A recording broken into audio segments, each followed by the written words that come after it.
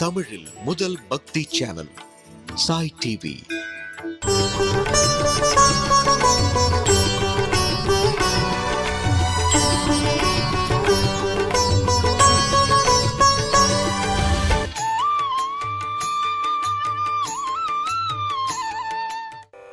உங்கள் புழை கடை தோட்டத்து வாவியுள் செங்கழு நீர்வாய் நெகிழ்து ஆம்பல் வாய் கூம்பினகான்.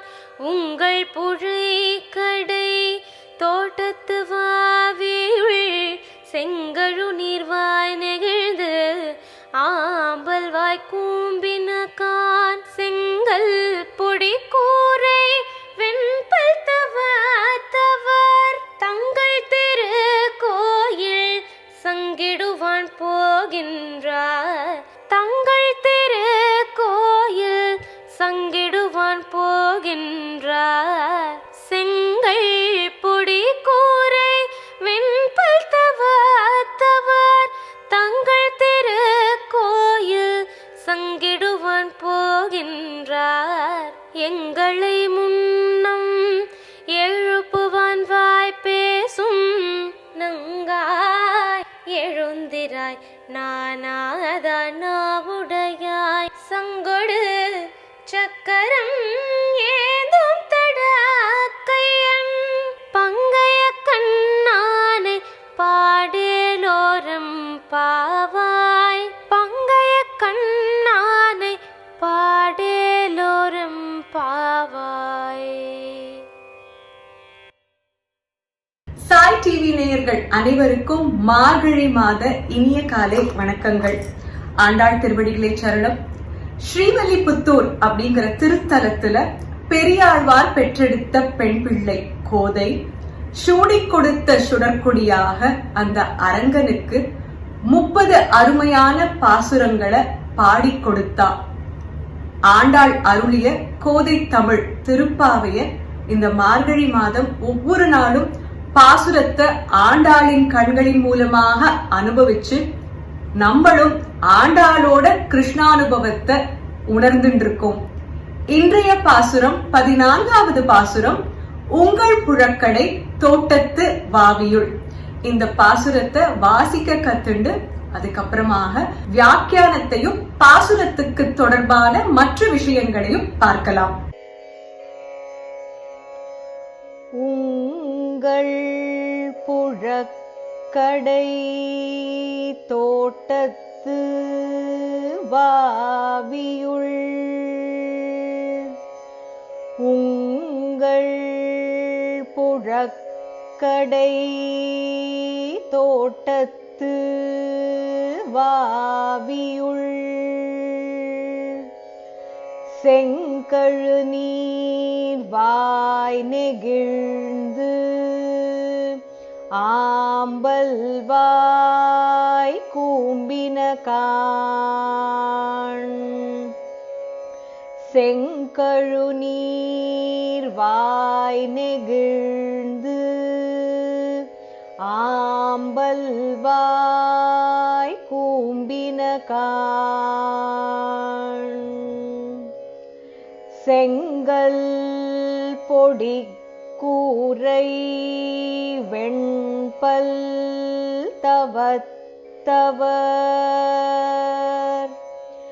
செங்கல் பொடி கூரை வெண்பல் தவர் தங்கள் திருக்கோயில் சங்கிடுவான் போதந்தார். தங்கள் திருக்கோயில் சங்கிடுவான் போதந்தார். எங்களை முன்னம் எழுப்புவான் வாய் பேசும். எங்களை முன்னம் எழுப்புவான் எழுப்புவான் வாய் பேசும்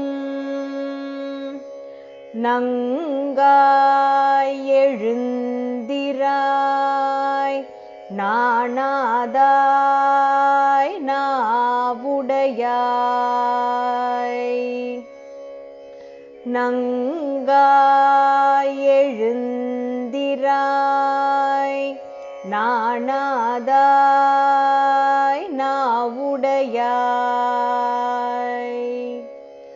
சங்கொடு சக்கரம் ஏந்தும் தடக்கையன் சங்கொடு சக்கரம் ஏந்தும் தடக்கையன் பங்கய கண்ணானை பாடேலோரெம்பாவாய் பங்கய கண்ணானை பாடேலோரெம்பாவாய்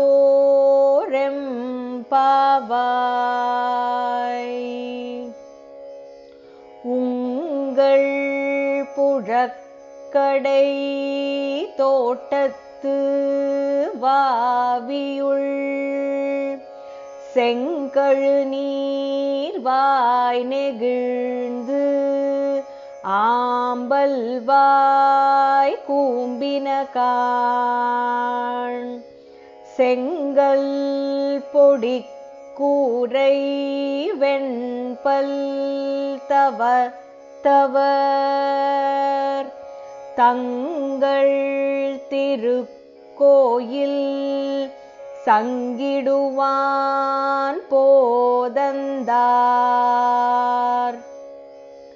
எங்களை முன்னம் எழுப்புவான் வாய் பேசும் நங்காய் எழுந்திராய் நாணாதாய் நாவுடையாய் சங்கொடு சக்கரம் ஏந்தும் தடக்கையன்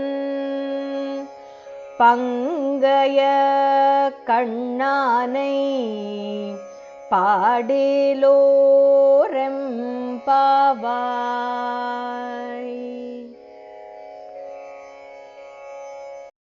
இந்த பாசுரத்துல ஆண்டாள் எழுப்பும் பெண் எப்படிப்பட்டவள்னா, அவ தோழிகள் கிட்ட நான் காத்தால ஏந்து உங்களுக்கு முன்னாடி ஏந்து நீராடி உங்களை எழுப்ப போறேன், எழுப்பி நம்ம எல்லாரும் சேர்ந்து பகவத் கைங்கரியத்துக்கு போலாம், அந்த டியூட்டிய அந்த எழுப்புதல் டியூட்டிய நான் எடுத்துக்கிறேன் அப்படின்னு சொன்ன பெண். இப்போ அந்த பெண் உறங்கின்னு இருக்கா, ஆண்டாள் அவளை எழுப்புறா. ஆண்டாளுக்கும் கூட வந்திருக்கும் அந்த தோழிகளுக்கும் வருத்தம் கலந்த ஒரு கோபம். இவளை நம்பி இந்த கைங்கரியத்தையே நம்ம கோட்டை விட்டுருப்போமே அப்படிங்கிற மாதிரி ஆண்டாள் இந்த பெண்ணை எழுப்புறா. உங்கள் புழக்கடை தோட்டத்து வாவியுள் செங்கழு நீர் வாய் நெகிழ்ந்து ஆம்பல் வாய் கூம்பின கான்.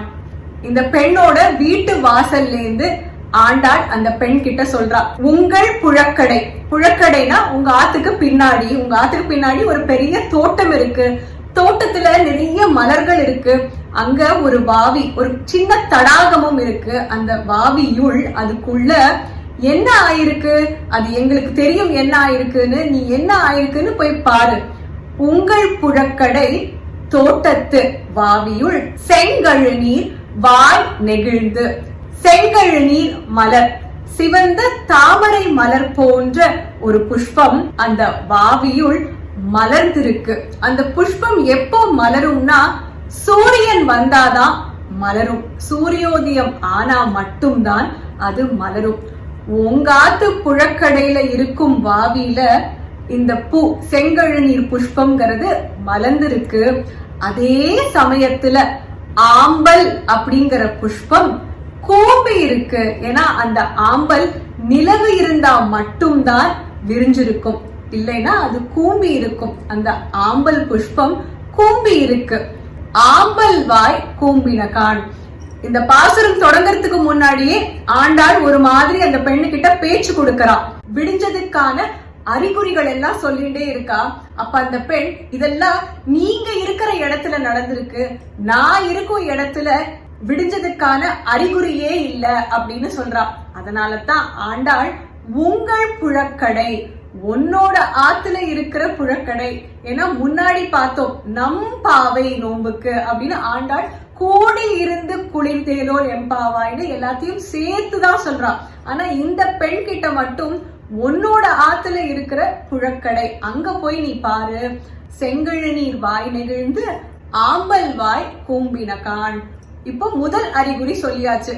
அந்த பெண் இன்னமும் நம்பல. சரி விடிஞ்சாச்சுன்னு சொல்றேன், இதுக்கு வேற ஏதாவது அறிகுறி சொல்லுங்களே அப்படின்னு கேட்க, செங்கல் பொடிக்கூரை வெண்பல் தவத்தவர் தங்கள் திருக்கோயில் சங்கிடுவான் போதந்தார். விடிய காத்தால பெருமாள் கோவில்ல பகவானுக்கு சங்கு சேவிப்பா இல்லையா, அதை சேவிக்கிறதுக்காக காஷாய வஸ்திரம் தரித்த சந்நியாசிகள் வெண்ணிற பற்களோட புறப்பட்டாச்சு. காஷாய வஸ்திரம் தரிச்சிருக்கிறதுனால இவா சந்நியாசிகள் அப்படின்னு சொல்றான். விடிய காத்தால அவ ஏந்துப்பா, காத்தால ஆனா ஏந்துதானே அவ போகணும், அதனால காத்தால ஆயாச்சு. பெருமாளுக்கு சங்கு சேவிக்கிறதும் விடிய காலையில, அதுவும் விடிய கால ஆயிடுத்து அப்படின்னு அறிகுறிகள் சொல்லிண்டே வரா. இங்க இந்த சந்நியாசிகளுக்கு என்ன உத்தமமான குணம் அப்படின்னு சொல்றா. வெண்பல் தவத்தவர். தவத்தவர் அப்படின்னா தவத்திலும் தவம் அத பண்றாய்வாள்லாம், அப்பேற்பட்ட உத்தமமானவர்கள். அது மட்டும் இல்ல, எந்த விதமான தீய பழக்கங்களும் இவாளுக்கு கிடையாது. முக்கியமாக சந்நியாசிகள் தாம்பூலம் தரிக்க மாட்டான். தாம்பூலம் தரிக்காததுனால பற்கள் வெண் நிறத்துல இருக்கு. அதனால நீ கன்ஃபார்ம்டா புரிஞ்சுக்கலாம், இவா உத்தமமான சந்நியாசிகள். விடிய கால ஆயிடுத்துனா மட்டும்தான் பெருமாளுக்கு சங்கு சேவிக்கிறதுக்காக கோவிலுக்கு போவா. காஷாய வஸ்திரம் தரித்த தவத்திலும் தவம் செய்யும் சந்நியாசிகள் வெண்ணிற பற்களோட பெருமாள் கோவில்ல நம்ம பகவானுக்கு சங்கு சேவிக்கிறதுக்காக தயாராக போயிட்டு இருக்கா. இந்த அறிகுறிகள்லாம் சொல்லியும் அந்த பெண் ஏந்து வரதாக தெரியல. இப்ப ஆண்டாள் முடிவு பண்றா. நேற்றுக்கு அவ என்ன சொன்னா, நான் முதல்ல ஏந்து உங்களை எழுப்புறேன், நம்ம எல்லாம் சேர்ந்து நீராட போய் பகவத் கைங்கரியம் பண்ணலாம்னு சொன்னா. சரி பரவாயில்ல, போயிட்டு போறது, ஏதோ ஒரு நாள் தூங்கிட்டா போல் இருக்கு அப்படின்னு விடிய காத்தால ஆயிடுத்து ஏந்துக்கோன்னு சொன்னா, அப்படியும் இவ ஏந்து வரதாக தெரியல. எங்களை முன்னம் எழுப்புவான் வாய் பேசும் நங்காய் எழுந்திராய் நாணாதாய் நாவுடையாய். உனக்கு வெட்கமா இல்லையா? நேத்திக்கு எங்க கிட்ட என்ன சொன்ன? நீ சொல்றது ஒண்ணு, செய்யறது ஒண்ணு. எங்க கிட்ட நேத்திக்கு சொன்னது, முதலாவதாக நீ எழுந்து நீராட போறதுக்கு எங்களெல்லாம் எழுப்பி எல்லாரும் சத்சங்கமாக சேர்ந்து நீராடி பகவத் கைங்கரியம் பண்ணலாம், கிருஷ்ணானுபவம் பெறலாம்னு சொன்ன. இப்ப என்ன பண்ணிட்டு இருக்க? நீ இன்னும் உறங்கிட்டு இருக்க. நாங்க எழுப்பிட்டு இருக்கோம், அப்படியும் நீ வரதாக இல்ல. எங்களை முன்னம் எழுப்புவார் வாய் பேசும் நங்காய். ஏதோ தப்பு பண்ணிட்டங்கிறதுக்காக நீ உத்தமமான பெண் இல்லைன்னு ஆகாது, பாகவதோத்தமான பெண் இல்லைன்னு ஆகாது. பொதுவாக வைஷ்ணவ சம்பிரதாயத்துல பாகவதோத்தமான புருஷால நம்பினும் பாகவதோத்தமான பெண்களை நங்கைனும் சொல்லுவா. அதனால நங்காய் எழுந்திராய், ஏதோ தெரியாம தப்பு பண்ணிட்ட, போயிட்டு போறது போ, எழுந்திராய். இருந்தாலும் நாணாதாய் நாவுடையாய். இப்படி பண்ணதுனால நீ கொஞ்சம் வெட்கப்படத்தான் வேணும், வருத்தப்படத்தான் வேணும். நாணாதாய் நாவுடையாய். இப்பதான் அந்த பெண்ணுக்கு உரைக்கிறது. அடடா, நேத்திக்கு சொன்னேனே, இவாளை நான் முதல்ல போய் எழுப்பி பகவத் கைங்கரியம் பண்றதுக்கு கூட்டின்னு போவேன்னு நான் தானே வாக்கு கொடுத்தேன், இப்படி தூங்கி போயிட்டேனே அப்படின்னு யோசிக்கிறா. அப்ப ஆண்டாள் சொல்றா, உன்னை எதுக்காகவும் நாங்க கூப்பிடல, ஒரு நல்ல விஷயம் எதுக்காக நீ போகணும்னு சொன்னியோ அதே விஷயத்துக்காகத்தான் நாங்க இப்ப இங்க வந்திருக்கோம். சங்கொடு சக்கரம் ஏந்தும் தடக்கையன் பங்கைய கண்ணானை பாடேலோர் எம்பாவாய். அந்த பெருமாள் கையில என்ன வச்சுட்டு இருப்பார்? சங்கோடு சக்கரம் ஏந்தின்னு இருப்பார். ஏந்தும் தடக்கையன், மிக அழகான நீளமான கைகளையும் தோள்களையும் உடையவன். பெருமாளுக்கு அழகே அவனுடைய கண்கள், அதனால கண்களை வர்ணிச்சு சொல்றான். பங்கைய கண்ணானை பாடேலோர் எம்பாவாய். அழகான தாமரை மலர் போன்ற கண்களை உடைய அந்த கண்ணனை பாடலாம் வா, அதுக்காக தான் நாங்க இங்க வந்திருக்கோம்னு கூப்பிடுறா இந்த பெண்ணை. 6வது பாசுரத்திலிருந்து 15வது பாசுரம் வரை திருப்பள்ளி எழுச்சின்னு பார்த்தோம். ஆண்டாள் தன்னோட தோழிகள் எல்லாம் ஒவ்வொருத்தராக எழுப்புறா. ஒவ்வொரு பெண்ணும் ஒவ்வொரு குணாதிசயம் கொண்டவள், அதனால எல்லாரையும் ஒரே மாதிரி எழுப்ப முடியாது. அவாவாளோட குணங்களுக்கு ஏத்த மாதிரி ஆண்டாள் எழுப்புறா. இன்றைய பாசுரத்துல எந்த ஆழ்வார எழுப்பியிருக்கான்னு பார்ப்போம். செங்கற் பொடிக்கூரை வெண்பல் தவத்தவர், காஷாய வஸ்திரம் தரிச்சுட்டு இருக்கான், இல்ல வெள்ளை வேஷ்டி போட்டுண்டு அந்த கரை சிவப்பு நிறத்துல இருக்கு அப்படியும் எடுத்துக்கலாம். இதுக்கு சம்பந்தமாக எந்த ஆழ்வார் அப்படின்னு பார்த்தோம்னா திருப்பான் ஆழ்வார். அமலநாதி பிரான் அப்படின்னு 10 பாசுரங்கள் பெருமாளுக்கு சேவிச்சவர். பெருமாளோட ஸ்ரீவத்சம் அப்படின்னு மார்புல இருக்கும் அந்த குறி, அதாவது மகாலட்சுமிய பெருமாள் தன் மார்பிலேயே வச்சுட்டு இருக்கார் அப்படின்னு நமக்கு வெளிப்படுத்தும் அந்த குறியோட அம்சமாக வந்தவர் தான் திருப்பான் ஆழ்வார். அவர் அமலநாதி பிரான் சாதிச்ச போது பெருமாளை பாதத்திலேந்து கேசம் வரைக்கும் வர்ணிக்கிறார். அப்ப பெருமாளோட வஸ்திரத்தையும் வர்ணிக்கிறார். சிவந்த ஆடையின் மேல் சென்றதாமே என் சிந்தனையேன்னு சொல்றார். பெருமாளை பாதத்திலேந்து கேச வர்ணனை பண்ணும் போது வஸ்திரத்தையும் வர்ணிக்கிறார். அந்த வஸ்திரத்தை சிவந்த வஸ்திரம்னு வர்ணிச்சதுனால இந்த பாசுரத்துல ஆண்டாள் எழுப்பும் ஆழ்வார் திருப்பான் ஆழ்வார். திருப்பான் ஆழ்வாரோட சரித்தமே ரொம்ப அழகாக இருக்கும். சுருக்கமாக பார்க்கலாம். ஸ்ரீரங்கத்துக்கு பக்கத்துல இருக்கும் உறையூர் அப்படிங்கிற திருத்தலத்துலதான் திருப்பான் ஆழ்வார் பிறந்தார். பாணர் குலத்தை சேர்ந்தவர், அதனால கோவிலுக்குள்ள அனுமதி கிடையாது. பாணர்கள் வீணைய ரொம்ப நன்னா வாசிப்பா. திருப்பான் ஆழ்வாருக்கு சின்ன வயசுல இருந்தே பெருமாள் மேல அப்படி ஒரு பக்தி.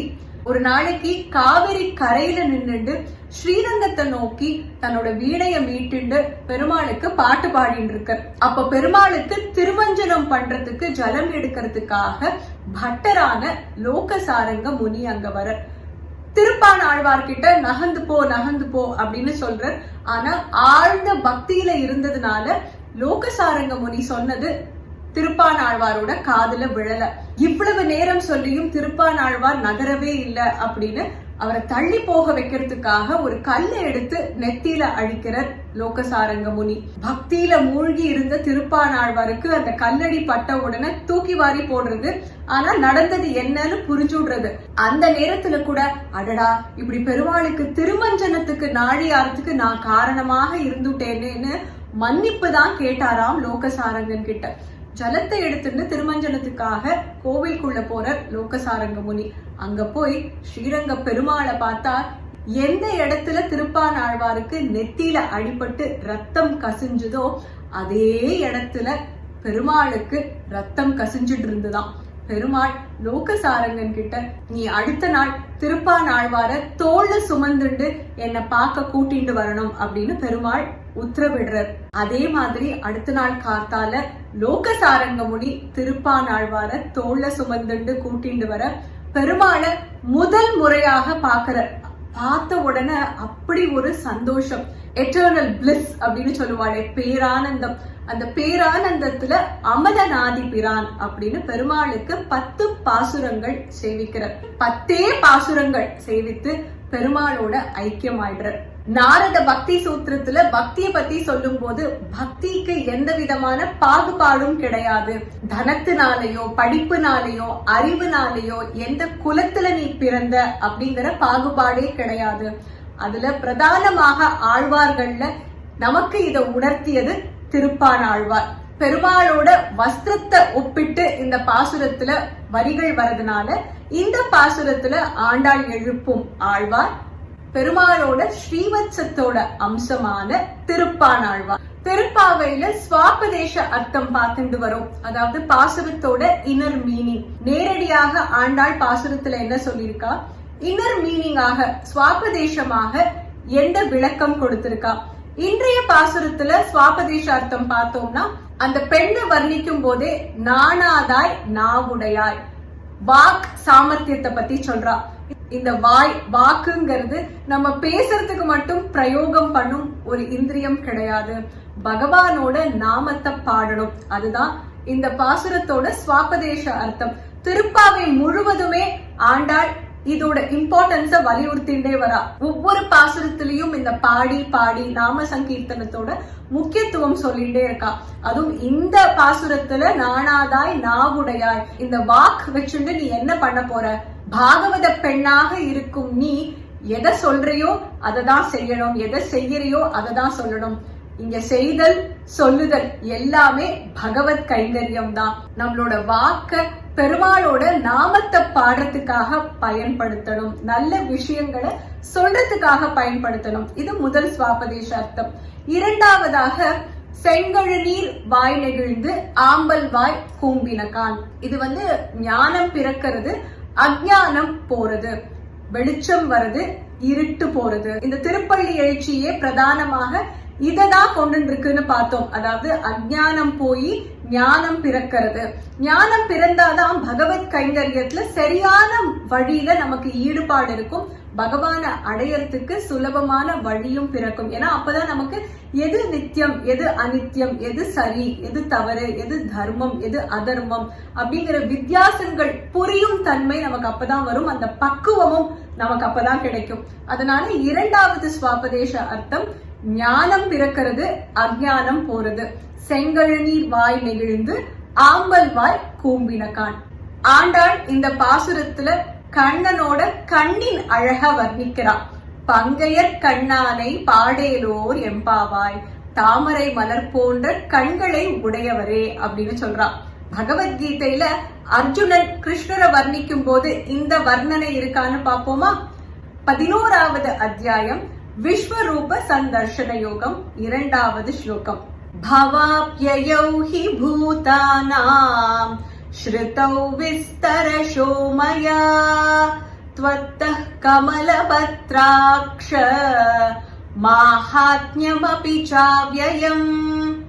இந்த ஸ்லோகத்துல அர்ஜுனன் சொல்றான், இந்த உலகத்துல இருக்கும் அத்தனை ஜீவராசிகள் உன்கிட்டேந்து வருது, உன்னுள்ளேயே மறையறதுன்னு எனக்கு தெரியறது. இப்போ தாமரை மலர் போன்ற கண்களை உடைய கண்ணான்னு கிருஷ்ணரை கூப்பிடுறான். அந்த தாமரை மலருக்கு அப்படி என்ன விசேஷம்னு பார்த்தோம்னா, பாக்கிறதுக்கு விஷாலமாக இருக்கு, அழகாக இருக்கு, நம்ம கண்ணுக்கே குளிர்ச்சியாக இருக்கு, மென்மையாக இருக்கு, மிருதுவாக இருக்கு. அந்த கமல கண்ணனோட கண்களுக்கு கண்டிப்பாக இந்த குணாதிசயங்கள் உண்டு. அதனாலதான் பெருமாளை தாமரை மலர் போன்ற கண்களை உடையவரேன்னு நம்ம சொல்றோம். அதேதான் ஆண்டாள் இந்த பாசுரத்துல பங்கையர் கண்ணானை பாடேலோர் எம்பாவாய்னு சொல்லியிருக்கா. திருப்பாவை நம்ம வாசிக்க வாசிக்க வியாக்கியானம் கேட்க கேட்க திருப்பாவையில இவ்வளவு விஷயம் இருக்கா அப்படின்னு நமக்கு ஆச்சரியமாக இருக்கும். ஆண்டாள் ஒவ்வொரு பாசுரத்திலையும் என்ன திவ்ய தேசம் சொல்லியிருக்கா அதையும் பார்த்துட்டு வரும். இன்றைய 14வது பாசுரத்துல ஆண்டாள் சொல்லும் திவ்ய தேசம் என்னன்னு பார்ப்போம். இன்னைக்கு பாசுரத்துல அழகாக மலர்கள், தடாகத்தில் வளரும் மலர்கள், ஆம்பல், செங்கழுநீர் அப்படின்னு சொல்றான். திருமங்கையாழ்வார் பெரிய திருமொழியில திருவழுந்தூர் அப்படிங்கிற திவ்ய தேசத்தை மங்களாசாசனம் பண்ணும் போது அல்லி கமலம் முகம் காட்டும் கழனி அழுந்தூர் நின்றானே அப்படின்னு சொல்ற. இங்க நின்ற கோலத்துல பெருமாள் தரிசனம் தர அல்லி கமலம் அப்படின்னு இந்த பாசுரத்துல வரா மாதிரியே இந்த மங்களாசாசனத்துல பெருமாளுக்கு சம்பந்தமாக அல்லி மலரும் தாமரை மலரும் சொல்லப்பட்டிருக்கு. அதனால இந்த பாசுரத்துல ஆண்டாள் குறிக்கும் திவ்ய தேசம் திருவழுந்தூர். கம்ப ராமாயணம் அருளிய கம்பர் இந்த ஊர்ல தான் பிறந்தார். மாயவரத்துல இருக்கும் திவ்ய தேசம். பெருமாளோட பெயர் தேவராஜ பெருமாள், தாயார் செங்கமலவல்லி. தாயாரோட பெயர்லயும் இந்த கமலம், இந்த பாசுரத்துல வரும் கமல மலர்கள், அதை நம்ம பார்க்கலாம். இன்னைக்கு பெருமாளுக்கு விசேஷமான நைவேத்தியம் கேரட் பாயசம். எல்லாரும் ஆவலோட எதிர்பார்த்துட்டு இருக்கும் பாசுர கோலங்கள். பெருமாள்னு சொன்னாலே நமக்கு நினைவுக்கு வருது தாமரை மலர், சங்கு, சக்கரம். எல்லாரோட ஆத்திலையும் இன்னைக்கு பெருமாளை குறிக்கும் சங்கு, சக்கரம், தாமரை மலர்கள் கோலத்துல இருந்திருக்கும்னு நினைக்கிறேன். நாளையோட பாசுரம் 15வது பாசுரத்தோட கோல குறிப்பை இப்ப பார்க்கலாம். 15வது பாசுரத்துல ஆண்டாள் அந்த பெண்ணை எல்லே இளங்கிளியேன்னு கூப்பிடுறான். அதனால கிளிகள் நிறைந்த கோலம் போடலாம். நாளைய பாசுரத்துல கிருஷ்ணர் வதம் பண்ணின குவலய பீடம் அப்படிங்கிற யானை, வல்லானை கொன்றானை, யானைய கோலமாக வரையலாம். கிருஷ்ணர் கையில் ஏந்தின்றிருக்கும் குழலும் கிரீடத்தில் தரித்திருக்கும் மயில் இறகு, இதையும் நீங்க கோலத்துல பார்க்கலாம். ஆண்டாள் இந்த பாசுரத்துல சங்கொடு சக்கரம் ஏந்தும் தடக்கையன் பங்கைய கண்ணானை பாடேலோர் எம்பாவாய். வியாக்கியாதா இந்த இடத்துல சங்கொடு சக்கரம் ஏந்தும் தடக்கையன் அப்படின்னு ஆண்டாளோட பக்தி ஒசந்ததா இல்ல பெரியாழ்வார் பக்தி ஒசந்ததா அப்படின்னு நம்ம பார்த்தோம்னா, பெரியாழ்வார் பெருமாளுக்கு பல்லாண்டு பாடின போது பல்லாண்டு பல்லாண்டு பல்லாயிரத்தாண்டுன்னு பெருமாளுக்கு பத்தி ஒன்னொன்னா சொல்லிட்டு வர, உன் மார்புல இருக்கும் மகாலட்சுமி நன்னா இருக்கணும், உன்னோட சக்கரம் நன்னா இருக்கணும், நீ கையில வச்சுட்டு இருக்கும் பாஞ்சஜன்யம் நன்னா இருக்கணும் அப்படின்னு முதல்ல சக்கரத்தை சொல்லிட்டும் அதுக்கு அப்புறமாக பாஞ்சஜன்யம் சங்கு சொல்ற. இங்க ஆண்டாள் சங்கோட சக்கரம் ஏந்தும் தடக்கையன்னு முதல்ல சங்கு சொல்றான். ஆண்டாளுக்கு சங்கு மேல ரொம்ப பிரியம் அதிகம். அதுக்கு 2 காரணம். சக்கரம்ங்கிறது பெருமாளை விட்டு ஒரு க்ஷணமாவது பிரியுமாம். ஏன்னா சக்கரத்துக்குன்னு ஒரு கடமை இருக்கு, வதம் பண்றதுக்கு அது பெருமாளை விட்டு போய்தான் ஆகணும். அதனால சக்கரம்ங்கிறது பெருமாளை விட்டு ஒரு க்ஷணம் பிரியறதுக்கு வாய்ப்பு இருக்கு. அதனால சக்கரத்தை விட எப்பவுமே பெருமாள் பக்கத்துல இருக்கும் சங்குதான் எனக்கு பிரியம்னு சொல்றான்.